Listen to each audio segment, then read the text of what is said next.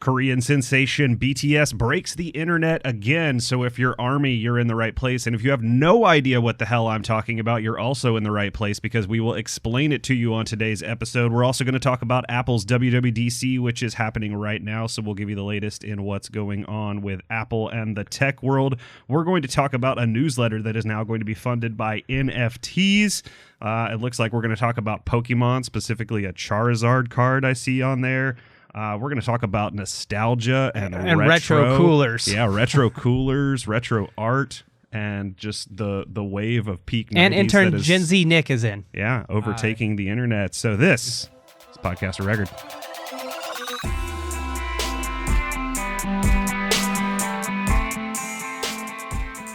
Of Record is a podcast focused on the marketing and advertising industry from the perspective of two industry experts. Hosts Matt Farrar and Joe Clements are co-founders of Strategic Digital Services, a digital marketing firm based in Tallahassee, Florida, and founded in 2014. I'm Matt Farrar. I'm Joe Clements. And I'm Rebecca Romero. And this is the Podcast of Record.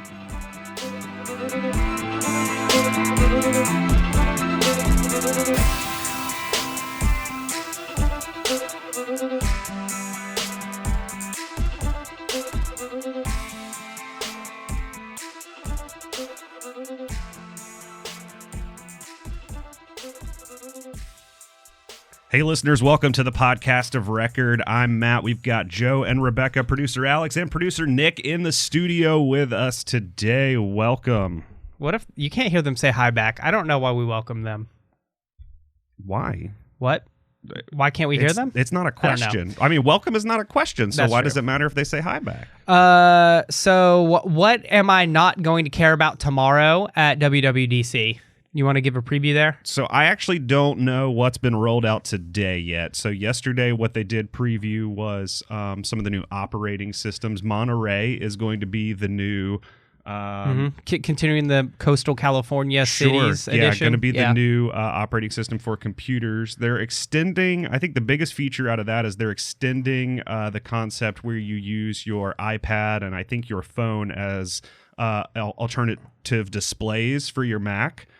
So now beyond just being able to use your iPad as a display for your MacBook or your iMac, you are going to be able to actually drag and drop files with your mouse from device to device. So it's going to seamlessly work a little bit more. It's not just going to be basically another monitor.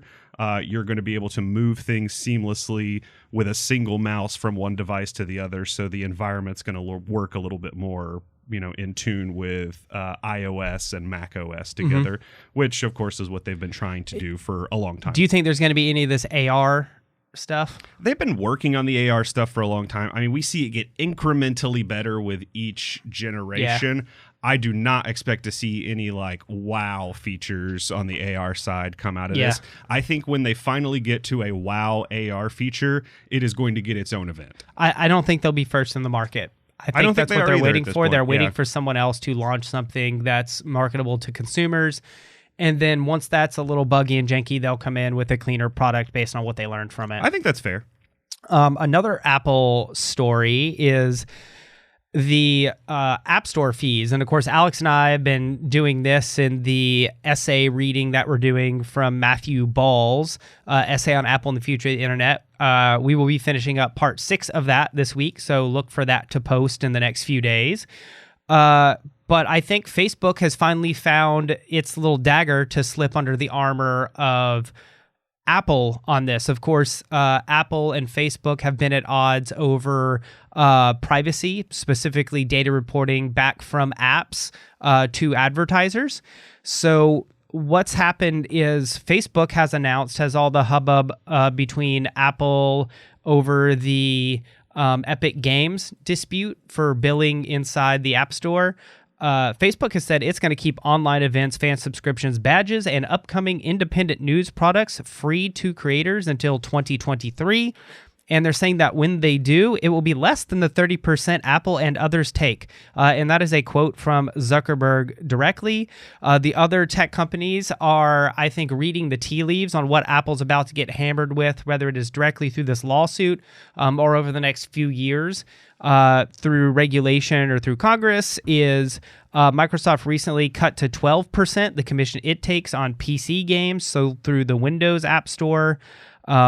Roblox says it would cut fees if Apple reduced their fees, and there's expected to be potentially some additional announcements from Google in the near future on Google Play Store fees. Speaking of Google, one thing that did come out of WWDC is that Apple announced that FaceTime apps are coming to other stores. So you're going to be able to get a FaceTime app for the Android store. So if you have that will make communicating with my parents so much easier for my child. Yeah, because I have to use Google Duo. Yep, for I my imagine dad. There's a lot of people that it will make life a little bit easier for, especially people with young children. So I don't know that there is a timeline yet for those other apps, but you know what, Matt? This is interesting because this ties back to the discussion we were having about should Apple buy Snapchat. yeah, Remember, because Snapchat was not criticizing Apple over app fees; they were expressly would have been an supporting it. interesting way for them to wrap in communications, And yeah, they might I still agree. be. In fact, moving this to the phone maybe, or moving this to other app stores may be the early way that they are pushing into making that Snapchat deal happen. My guess that I don't think they're going to announce it this week. yeah, I mean, my guess would be they would have waited to announce it until that deal was done, right? They wouldn't have called it FaceTime. They would have called it something else, but who knows? Well, have they actually rolled out the app yet? So, I mean, what they announced yesterday was that, like, it's coming in iOS 15 and it's called FaceTime, right? Okay. Like, it's called FaceTime. There's going to be a FaceTime branded app that comes out for Android and other platforms. So I think that's definitely something to look for as an Apple acquisition on improving the Messenger FaceTime. They did side. announce some additional features for messages, but nothing that, got me particularly impressed. So it would come out on iOS 15, but it would be made available. Like, would they launch it at the same time? So- you think? Yeah, that would be my guess is when iOS 15 rolls out, which is typically late fall, right? They would make it available for They people would. to download from In their, theory, yeah. I don't think they specifically said this is usually when they Interesting. roll out like the major concepts, and then in the fall when we get the keynote for the new phone is usually when we get the details about how iOS 15 will roll out, and that's when we would hear like the Android app is going live on That's this quite particular convenient. date. Do you think Interesting. Android So app is gonna I would expect a late fall rollout of the entire package. Is your mic working, Nick? Is it? I think so. Got to get close. Do you think that the Android app will be free, or do you think it's going to be? I would expect It'll it to be be free. free. Yeah, Yeah. How do you think because they're gonna that would revenue? essentially make people pay to use an Apple service, and that would just be a bad experience. Here's what I think the strategy is twofold. One is improving the experience of existing Apple users, being able to communicate with non-Apple users easier in their Apple products, which is annoying right now. One. Two, making more Apple products where there may be in-app features, in-app buying features available across platforms so Apple can monetize on those.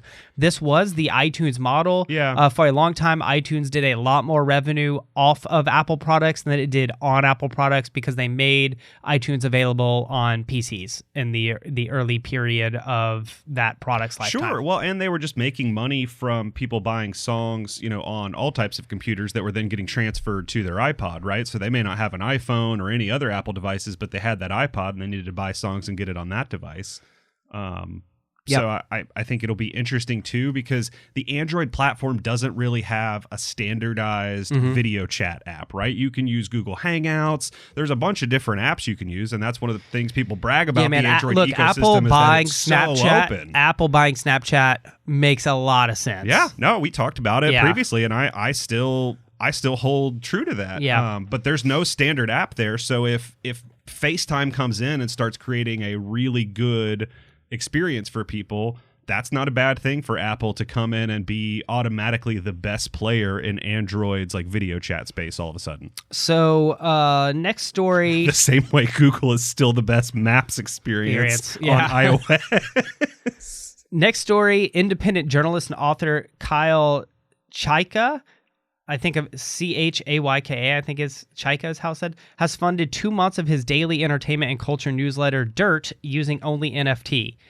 He made $33,000 in 1 week selling 131 NFTs. He made over $20,000 in the first 24 hours. According to Axios, this matters because it's a proof of concept that NFTs alone could fund a small media company. What kind of NFTs is he selling? So he was selling NFTs as they would give you early access to the newsletter, special access to members, exclusive content. Axios is comparing this to the modern version of selling tote bags or coffee mugs to subscribers. I think Sports Illustrated hoodie. Yeah, I think where this is tote actually bag. going is you would issue the NFT on behalf of your media property, and it would guarantee the owners of that NFT a piece of revenues or profits once the cryptocurrency exchanges are built out on these systems. So as a creator, you could issue an NFT, and when people buy it, they're entitled to X% of revenues that come in over that month or over the duration. I think the same is going to work for the podcast model as well and for the social media model. So doing the math on that averages out to about $250 per NFT, I guess, that he was distributing. And made about 80 of those 131 sales in the first 24 hours. When I first read that, I thought he was like purchasing like other NFTs and reselling them. But this is just like his personal stuff from his. He's making imaginary things and selling them. Okay. He issued them off a platform. So $250 a piece. That doesn't seem as. Like when I read 33,000 in 1 week, I was like, what? I mean, essentially at that point, you're just investing to be part of this community and get your subscription, it's right? It's just a subscription fee model. Yeah. He worked with a platform called Mirror in order to do the NFT issuance. But again, I think the future isn't just selling the NFT as a piece of art or for access almost as a ticket or subscription. It's actually the NFT is what rides along with that? What gives you intellectual Yeah. property rights over something, or gives you a piece of the feed. Now, what you have to have in place for that are consumption networks where your consumption isn't subsidized by ad dollars or by an investor's money subsidizing a centralized platform. Or something else doesn't have to happen in order to make it where valuable. Your use of the platform is just as you're on it, you're taking off, infinitesimal amounts of cryptocurrency that are going directly towards the content that you consume. That is what I think the future of Internet 3.0 looks like. But that is the future. And today we're going to spend the deep dive talking about... Let's talk about the past. The past. Nick, what do you know about the past? I know as much as my mom tells me. I mean, I pretty much see the past and retro culture as like being a very common thing nowadays, especially with TikTok. The 70s, like bohemian, hippie vibe is very in. No one really cares about the 80s at the moment, which is kind of weird. And then Nick, I care about the 80s. Well, I mean, Nick, we have 80s Fridays. I mean, I think the 80s have become passe because the 80s were big for so long over the last 10 years, and they've kind of passed. Yeah, and now we're in a 90s, early 2000s. We kind of just came out of the 80s like renaissance. Yeah, right? Like we've been in the 80s throwback culture, right? I mean, because a huge part of Stranger Things was an 80s throwback. Yeah. Also, now we've moved on. A to majority the 90s. of like band T-shirts you see, like vintage band tees or the Van like Halen T-shirts, are all 80s. So it's still I feel like incorporated. the 80s got their due. Yeah, they did. And a lot of girls nowadays are dressing up and they're basing their outfits off of Bratz dolls, which was like a very early 90s. Wait, what? No, I'm Bratz sorry, was like late 90s, early That's 2000s. 90s. They're basing their outfits On Bratz off dolls. of Bratz dolls? Yeah. Like TikTok, like mini skirts. And I like to really base my big outfit makeup. off of Ninja Trolls dolls. They don't wear clothes. They just have little That's gems on exactly their what belly. he's saying. It's exactly what I said. He just confirmed he has a little gem as a You belly heard button. me. I have an emerald in my belly button. Bratz. That's funny. Also terrifying. So how this came up is I was sent a YouTube video titled Middle Class Millennial Nostalgia Art by a YouTuber named JJ McCullough. And the video is, it's a smart video. It's got some good cultural critiques in there, but he covers a few things. He covers first this middle class nostalgia art, which you may have seen on Instagram. There's some artists who do, retro bedroom posters. They do Like Andy Warhol? retro or products. Like, what are you... So I'll tell you, my younger brother has an interesting take on this. Now, the YouTuber McCullough compares this to like Warhol. It's like pop art, right? My younger brother, I think, actually has a better comparison. And my younger brother says this isn't Why Warhol. isn't he here? I don't know. We should get him in. Yeah. He has takes. This is Thomas Kincaid for like 34-year-old men. Ooh. Okay. It's portraying in a highly stylized way a type of experience of life like that may or may not have existed. Of American culture. And it's I dig highly that. commercialized. Yeah. Like, so I just said like, but there's no way you know because I did not tell you. So I just noticed I had a weird speech pattern there. It's okay. Pointed out. So no one's judging here. It's more. They should be. The listeners may. This is a semi-professional operation. You won't know if the listeners judge. So the Thomas Kincaid it's overtly commercial. In fact, most of the things being portrayed in these, and producer Alex, can you put some links to this stuff in the, or at least that YouTube video, are like it's showing commercial products. It's like old video games, posters of old movies, VHS tapes of old TV shows, things like that. So I wanted to get thoughts around the table on why. Like, why is this happening so hard now? And then once we talk about that, I want to talk about what a home run job I think Igloo is doing right now, capitalizing on this. But let's go around why. Why now? Because people need something to be excited about, and people were excited about the 90s. 90s were an exciting time. They're also an optimistic time. Yeah. And people want optimism. And, the thing that's notable about the 90s, very bright colors, maximalist designs. They are in almost a contrast to the minimalism and the more muted colors that have been popular for the last 15 or 20 years in the United States. I also, so you guys always say that I'm like toxically positive. Toxic positivity. Yes, my toxic positivity. But I've noticed, so if you look at 90s advertisements, like they invoke like enthusiasm in you, like a Go-Gurt, right? It's like this intense like skateboarding commercial at the end. Some kids in an old pole half pipe. Yeah, and they like grab a Go-Gurt and they rip it open and they're eating and they're really excited. And by the end of it, you're like, man, a Go-Gurt sounds good. I almost feel like that. Or that Bagel Bites song. Pizza on a bagel. Yeah, pizza. But I feel like in the morning, I feel like marketers and evening. advertisers realize that like removing enthusiasm from their creative works is like not proving to be as effective, and I think it's like an effort to try to mix it up and like do something new again. And there's an interesting contrast here to like the gravity of the marketing, which if you haven't watched the new Bo Burnham special on Netflix, you should. I definitely want to watch It's a work of artistic genius in a lot of ways, but he has a song making fun of cause-based marketing. And so, there's this idea that it's like, well, what do you stand for?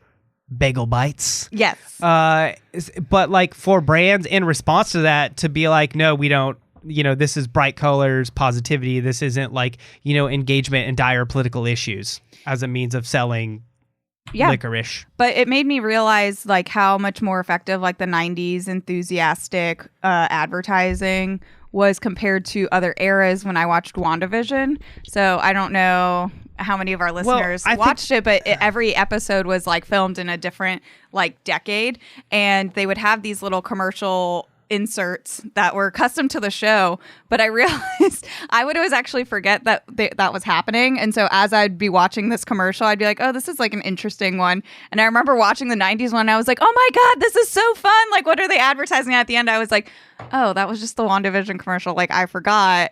I don't know. That's what made me realize the stand part. Like, Matt, did you end up watching WandaVision? No, I have not. Well, watched the reason that is, Rebecca, is I think you have to have a time period that is optimistic.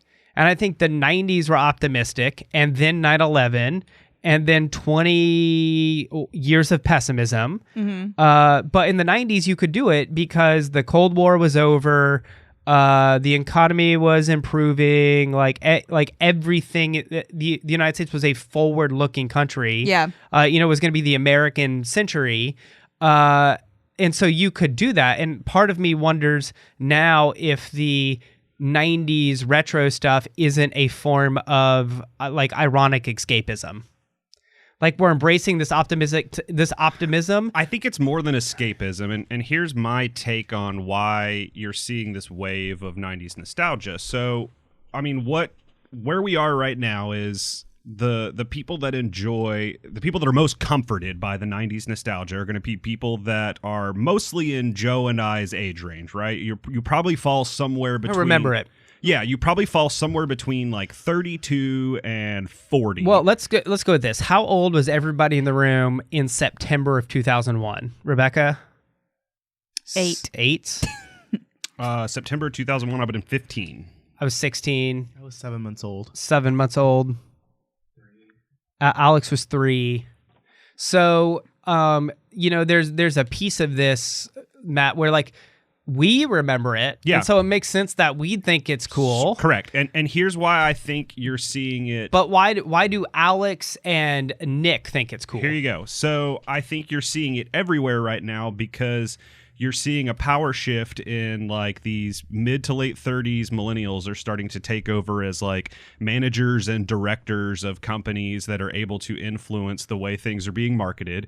And this is a huge like comfort area to them, right? Mm-hmm. Like seeing these things, whether it's bringing back like Full House or whether it's seeing like posters in a bedroom, it's comforting to them. Like as a society, we've started focusing on self-comfort and self-care. So like the people that are now in control of what goes where, like literally what gets shown on a screen, what gets placed in ads, what gets shown on television shows and movies, like who's controlling that now?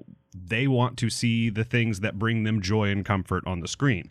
But for people that never even experienced that originally, it's the same reason why that a lot of people in our age range find joy and comfort in Beatles music that they didn't grow up with, right? Like that is a bridge to your past because like your parents found that music comforting or your grandparents in some case found that music comforting. It also has had some lasting artistic value. It does, but like that culture connects you to your siblings, to your coworkers, to your friends. So like finding that culture interesting and that nostalgia interesting, even if it's not what you grew up with specifically, is a culture bridge among people you spend a lot of time with, whether they're connected to you by family or whether they're connected to you by work or friends or relationships. And it's a really powerful bridge that doesn't get created by almost any other interaction in society. So you're saying it's become like an artifact of social cohesion, as social cohesion around a nationality or around religion We've or around decided institutions. for hundreds of the only years. cohesion is now pop culture. We've decided for hundreds of years that memories from childhood bring us great comfort. Right? That memories from when we were younger bring us great comfort. And so now that we're placing those into pop culture and places that we can see them that bring us comfort on a global scale, it's natural for other people to want to join in on that because they feel like they can get comfort from it too, even if it's not an experience they directly shared in. So the ultimate expression of this, I think, would be the same reason people got comfort from Stranger Things, even if they didn't grow up in the 80s. Sure, they thought it was cool. I think the simpler expression of this would be Christmas music and Christmas decoration. Like Christmas music is all basically pre-1960. Like nobody. But it's what you grew up with, so you feel comfortable with it. Yeah. And it expresses this idea of this time, Yeah, like Bing Crosby was not a modern artist for any of us, but it like you still want to hear him croon out White Christmas every year. I mean, Yeah. like Nick, Alex, is this something that is relevant in any way for Gen Z other than like the look is cool? I think like what you were talking about, it connects us to our past, and I think like growing up listening to, my mom's and my aunts and all my family's music from the 90s and from the 80s, I feel connected to them. At the same time, there's also this sense of like I discovered something new because a lot of people my age won't necessarily know a lot of Destiny's Child songs, or artists from the 90s songs. And you've memorized their entire back catalog? Every single album, every single song. But I feel like I found something new, and I feel like I have a sense of ownership because I'm. Well, you get to rediscover things, exactly. right? And now instead of waiting for Destiny's Child to drop a new album 12 months from now, you get to go back and listen to a decade worth of catalog that they developed, right? It's the same way when you get to discover a show that has 15 seasons of content on Netflix instead of waiting a year for season 2 to premiere of a new show. I mean, you get to just bask in all of that. And the 90s were a hugely optimistic time for, I mean, especially in the US. Like we came out of the Gulf War, like we came out of the 80s, and like Bill Clinton was president. Like we just went for everything pretty aggressively. Like it was a bright and vibrant time. Like it was a bold, colorful time. And, the same way that kids in the 90s and early 2000s like wanted to wear the bell bottoms that their parents were wearing in the 70s, like you're seeing 20 years later that same resurgence. And so now you're seeing like loose fitting jeans coming back. You're seeing bell bottoms coming back, whether it's fashion trends, music, or anything else. You just see that cycle repeat itself. And I think coming back from the pandemic, like we were all trapped in our houses for however long during lockdown. We were kind of stuck in this negative set of mind. Like, when will this end? Stepping out of our homes and being like, oh, now it's time to be positive. We don't have to wear masks. We don't have to, be stressed out about this virus. I think the 90s mentality of happiness and like the aesthetic of, maximalistic art and bright colors and stuff really fits in with our new mindset that it's a new period in time for us where we don't have to worry about. Yeah, it went back to heavy escapism for sure in art. Well, also if you follow people who are big into like studying the stars and horoscopes, they were saying that the year 2021 was supposed to be what was the term for it? We were entering like a new era, and it was going to be Renaissance like. So it's almost like I don't know if it's like chicken or the egg. Like, are people feeling that way, like growing into it because of expecting that, or is that actually like what's happening? Or you've just been locked in your house for a year, so anything seems to be a better path than that. One thing that's interesting to me when we look at like the 80s and 90s that's so different, particularly in like video games and movies because they're visual, is how they create different experiences than they do today, because we have the technology now to create such accurate visual representations of whatever world we're trying to create, whether it's Call of Duty or whether it's a photorealistic movie, right? We can create such accurate representations of whatever we're trying to create, which is awesome, right? It makes photorealistic immersion. And that's a big part of some of this millennial art is like replicating like a 90s bedroom. But at the same time, I think in some cases it kind of misses the point. Like it makes it real from an immersion perspective, but I think from an idealistic perspective, part of the attraction of this is the art and the cultural and the visual experiences from the 90s weren't technologically savvy, right? Like they were true escapism because they were 8-bit or because they were so fantasy, right? Like we don't want the intense detail. Yeah, there was no realistic way to create a Mario world. Two things, and then we need to move on to the Igloo piece of this, that using this for execution of a marketing campaign. But like one of the things that McCullough points out in this video is that the media of the time period was based on fantasy, and it didn't own you. You weren't immersed in it. It was something you would put the tape in the VCR, play the tape. The other thing I think about the 80s and 90s is it's the first time period where the material culture is rich enough to have enough things to draw from almost indefinitely. Because prior to maybe the late... Remember, the first blockbuster movie wasn't until the mid-70s, late 70s with Jaws. Yeah. So you don't have that rich variety of content where you have posters and video games. And there's multiple premieres happening every weekend. And multiple premieres. Yeah. So you only are getting that some point in the 80s through the 90s. Yeah, that's a good point. So let's talk about Igloo. So if you had asked me 4 years ago, what is a brand in the dumpster? Igloo would have been one. You would have said, right, in its category in coolers. Getting destroyed by Yeti and all of the like modern brands. Got totally high-ended, right? Outdoor coolers. So they're selling $20 coolers, and then Yeti's like, no, we're going to sell a $900 cooler. And people would much rather have the $900 cooler. And pay for it. And so they're sinking. You kind of look at it as this kind of like old, washed-up Walmart brand. Mm-hmm. The thing you drink Gatorade out of at a soccer game. Yeah. So then... About 3 years ago, right? About 3 years ago, they did hire a new marketing director, CMO, who I think is probably responsible for this. Seems to have worked out well. What? It seems to have worked out. Seems to work out very well. Yeah. They start to do influencer marketing on Instagram. And so how do we see that? Middle class fancy, put your crispy boys in your igloo cooler. And it's almost making fun. For the uncultured, a crispy boy is a Bud Light. And it is almost on its face a retro product.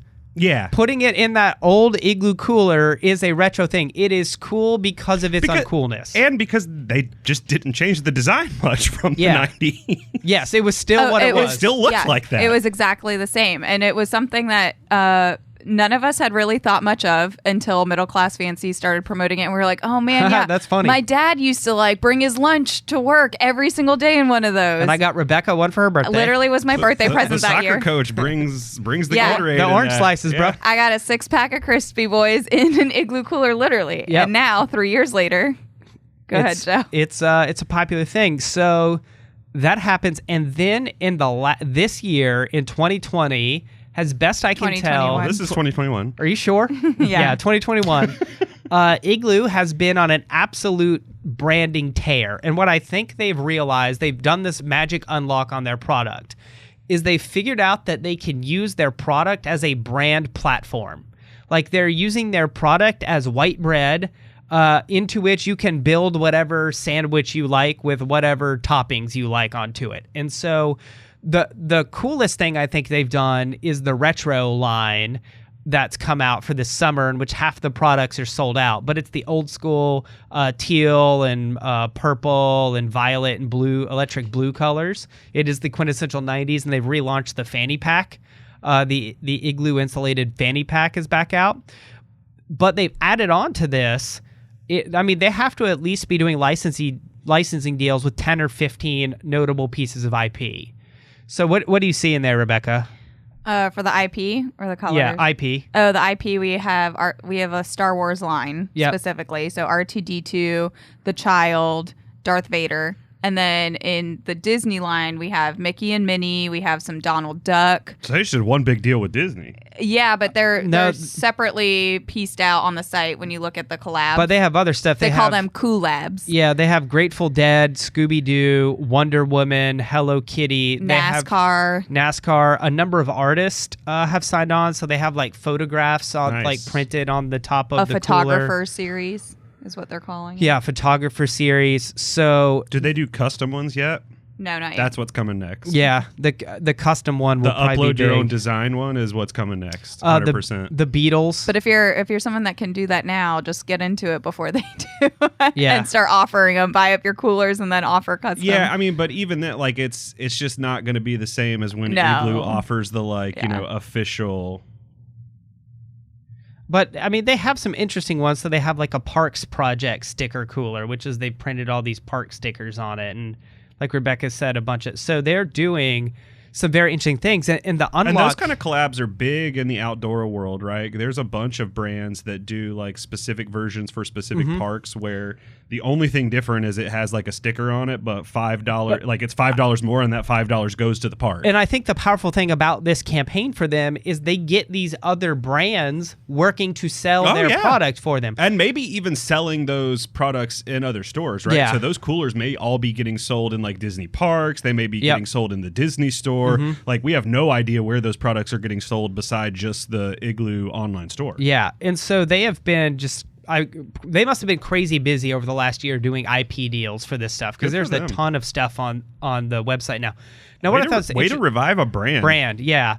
In the retro cooler, it looks like in the headline for the video, or the header for the page for the retro, they shot a video where they remade all of these like scenes from the 90s, and you see like people on a beach with those like Velcro mittens catching a tennis ball, and like some people at an arcade in 90s fashion. Another brand that I love that does this really well, and so this is not 90s retro, this is actually 70s, but Marine Layer is another brand that catches the retro vibe in their marketing super well. They use a 70s inspired look and feel. They're a San Francisco based brand, but all of their marketing stuff, they're a fairly new company, but I think they put out like a bounty on like 70s photos from around the San Francisco area, because they have this huge library of these great like Polaroids from 70s era, like beach, San Francisco area, and like people doing stuff out on the water. And so they use that in their marketing materials, and it just makes this really authentic like 70s era, and all of their brand is like these kind of like Nick would say comfort colors, like this kind of like faded stripes. So it's very authentic for their brand. So go ahead, Nick. I think another brand that went through this type of growth as well, that was kind of down in the dumps, was Champion Apparel. It was a Walmart brand, just like Igloo. People would buy cheap Champion sweatshirts and sweatpants, and then the past 3-4 years, the hype beasts, the people that wear Supreme and wear all those streetwear brands have taken up Champion as one of their brands, and now they don't sell. Doesn't Target sell Champion now? I'm not sure. They did for a little while. They did for a little while, but so did Walmart. But I think now that they're popular again, they're being sold at stores like I don't know, Champs perhaps, or Dick's. I don't know, like bigger like brands. like sporting goods stores, not just like the discount store. You know. I mean, are there like marketers just walking through Walmart looking for like distressed brands and then going to pitch? I mean, there's been a lot of opportunities in the last couple years if you can find the right niche for your product, right? Like I think Fila has seen a little bit of a resurgence in the last couple years. K-Swiss in the sneaker space and specifically has seen a good like surge in their products. Reebok has tried to. I don't know how successful it's been for them. Here's another thing I think Igloo has done well, by the way, for itself, is that cooler market went really high end and really like hardcore, like boater, hunter, fisherman, outdoors person. Yeah. Igloo just went below this just did the backyard barbecue, dude going to the beach. Yeah. This is like, and look, they have a line for that outdoor stuff, but where they seem to be focused is like, let's just go at middle class backyard. Yeah, this is mom and kids going to the beach on a summer day. This is dad, flipping some burgers in the backyard. Yep. Go walking over to the neighbor's house. And it's so much less intimidating because I see a Yeti cooler and I'm like, that's an expensive cooler. And you feel kind of weird being around it because who would spend $900 on a cooler?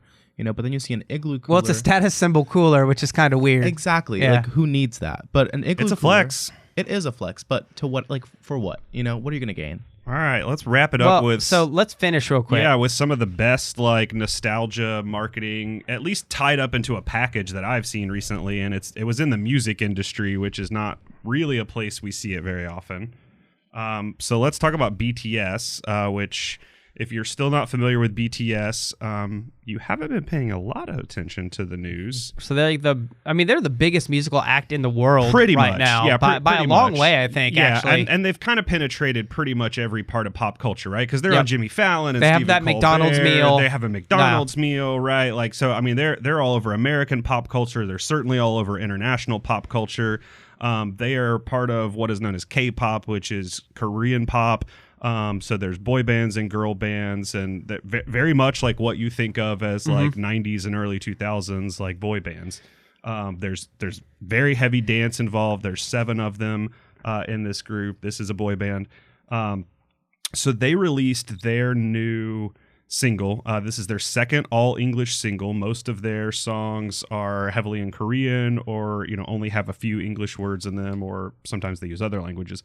But this is their second all-English song, and it broke YouTube records. 24-hour views record. Yep, when it came out. So Dynamite, when it came out last year, set a lot of records as well, but they blew this out of the water when it launched. Why it's interesting to me is not necessarily that they broke YouTube records. That's great. But BTS is interesting because the band is not just a group of guys. First of all, the band is actually owned. It's a publicly traded company. By a company that is a publicly traded company. All of the band members have shares in the company, and that is one of the ways they are compensated. And interesting. They're all multimillionaires as a result of that. So it's not like they're, just slaves that are being like forced to dance and, or being paid minimum wage. Like the Backstreet Boys and NSYNC were. Yeah. So they're very nicely taken care of, like they're in this company, and this company has other acts and other things that they do, but this kind of creates this marketing machine out of Korea that then expands into countries all over the world. So they engineered this song to kind of just be very pleasant to your ears. And so you hear in the first couple lines of the song pop culture references from the early 90s. And so you hear things like pop like Trouble, right? And so if you were a kid in the 90s, you definitely played the board game Trouble, and you will instantly think of like the little board game Pop where the dice in the center of the board game pop. You hear things like Smooth Like a Criminal, which is actually 80s. But so you hear these little pop culture references woven in and out. If you look at the music video, they're in a high school gymnasium. They have on tracksuits that are going to make you think of the 90s. They're doing like break dances, like you would have seen in 90s music. The video is cut like a 90s boy band video. Yep. There's a couple of scenes. There's outfit changes. Brightly colored It is going to make you think of an NSYNC video or a Backstreet Boys video from the 90s. Which I didn't notice it when you first played it. Once you pointed out, I was like, oh, that's exactly. I knew it was a boy band because it's a boy band. Sure, and that's their whole shtick. All of kind of just the subliminal references to the 90s and early 2000s. And if you break the music down, you actually hear a lot of elements that sound like that. So one of the things they do that I think is super interesting from a marketing perspective that I don't hear get talked about very often is after they release their tracks, about a week later is they release usually a separate record that has some remixes. And then this is an important part. They release the instrumental track of that song. And this is the reason. And this is the reason. Well, so I mean, they don't have to do it for TikTok. Usually, TikTok, you have the words in there because people are lip syncing. The reason I think they released the instrumental track is for YouTube. I think they do it for YouTube because people are actually going to sing on YouTube. They're going to play the instrumental track, and people are going to try to impress their friends by showing how well they can sing. And that's how you end up with all these crazy dance videos on YouTube. You have like karaoke videos on YouTube. And so what happens with BTS is their fans call themselves the Army. They basically let mimetic marketing do it for them. You got it. So everybody's participating in making the meme of the song, which spreads the meme further. So people look into what is the source of the meme, and they find the video. BTS uses their fans in a good way, not like uses them, but like interacts with their fans maybe better than any music group I've ever seen on the planet. The fans are called Army. They embrace that. And so actually, if you noticed in the music video, they mentioned Army at one point in the song, which they don't always do. And then the guys actually spelled out very subtly with their hand movements Army at one point as a subtle nod to their fans. Yeah. So they're putting in Easter eggs, which is the ultimate like Comic-Con nerd thing you can do. They feed this fire with their fans who are just all over it. So they're doing this stuff. A huge amount of their attention. This is why I blew up on YouTube, right? Because all of this is taking place on YouTube. TikTok is great. Instagram is great. All these other places are great. The eyeballs are going to YouTube. That's why they broke the record. Are you in the Army?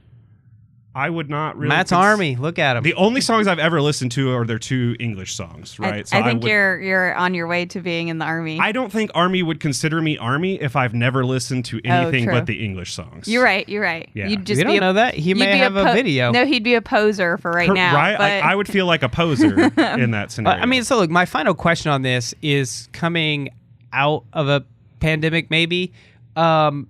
Here's the other thing. They haven't traveled. They haven't left South Korea. Yeah. They have not left And so Korea. what I was just going to tell you is this is the perfect, like, this is why they're the biggest act in the world, and I knew this before, is like they didn't need to tour in order to promote their music. So they very clearly made a deal at the beginning of the pandemic is like, hey, we're locking these guys down. We are not letting them leave the country until we feel it's safe, but here's what we'll do. We will create the biggest ass show that you've ever seen for every single thing you want to put them on. Billboard Music Awards, Stephen Colbert, we don't care. We will put a ridiculously produced show on. So every time you see them on a live show, it's got pyrotechnics, it's got green screen, it's got crazy ass production. Also, value. Matt, like people spending 14 hours a day in media and online probably benefits an act like this, which is designed for the crowd up to be promoted. 100%. No, I mean they are making the right moves without a doubt. My last question on this, like just psychologically, is in theory, what you'd want to have is the society emerging from a disaster looking towards the future. The society's emerging from the disaster looking 25 years into the past. Like, play this out another year and a half or so. Like, if you're skating to where the puck is going to be, not where the puck is. And by the way, if when you're they are able to go out on tour again, they are going to obliterate every other band on the planet. Oh, no, I 100% agree. But from a marketing perspective, what do you need to be gearing up for in 18 months? Like, I think doing retro stuff this summer is going to be where it's at. What is it next summer that replaces. Like, so if we're looking back now, like last summer was all about brand activism. This summer is going to be all about like brand retro. For me, the takeaway here isn't even the retro stuff, right? I think the retro stuff they went with in this particular video and the last video, right? Dynamite that came out in August. Well, that they're was a huge playing. Success for them. I mean, they're that was a playing disco off the retro trend. Yeah, that was a disco-inspired song. Like that had a very retro feel in the music video. But what I think is actually happening here is the companies behind them and the marketing people behind them are playing off of the fans. I think that is actually the secret sauce that is different from most they're of the just acts. they're just going to watch the fans, Yes. see what the fans are into at the time, and then they will They are build the doing music and production around it. They are doing Yeah. a better job of seeing what the fans want and giving it to them than the teams behind other acts. Okay. That is the difference. So to then me. the marketing takeaway there would be The marketing takeaway just is watch you can't what you're- predict what's going to be there just next watch summer. what they're doing and then Yes. go copy it. Yeah. Yeah. The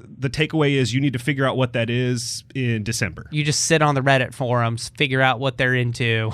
You need to sit on the YouTube comments. Yeah, Because good they're going to point. tell you exactly what they want. How do you think that it was being communicated, like the retro stuff in this?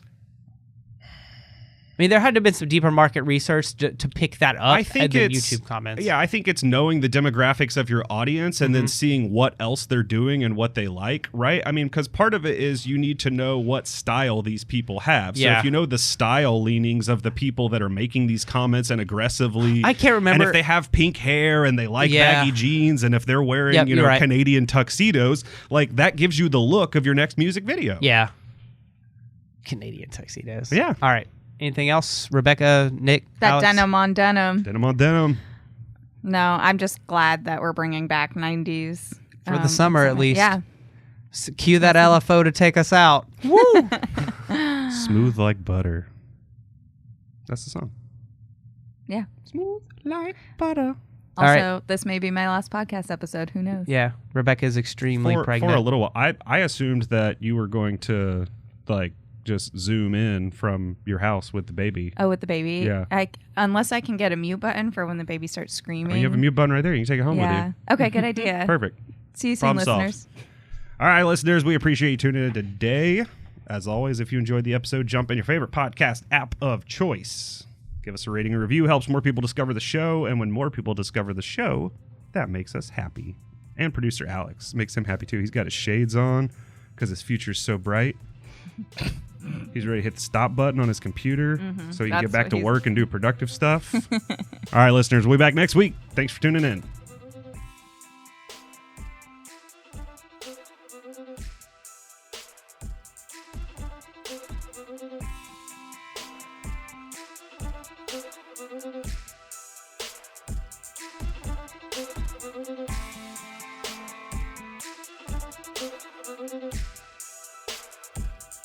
Of Record is hosted and produced by me, Matt Farrar, Joe Clements, and Rebecca Romero, with producer Alex Reinhardt. Of Record is recorded at Graybridge Studios in Tallahassee, Florida. This episode was edited by Mr. Alex Reinhardt. Our theme music is composed and performed by Rob Goki. Special thanks to our entire team at SDS here in Tallahassee. You can see more information about the show at our website, podcastofrecord.com. As always, we'd appreciate your reviews and ratings in your podcast app of choice. Those ratings and reviews help more people discover the show, which helps us keep delivering quality content each week. Thanks for listening.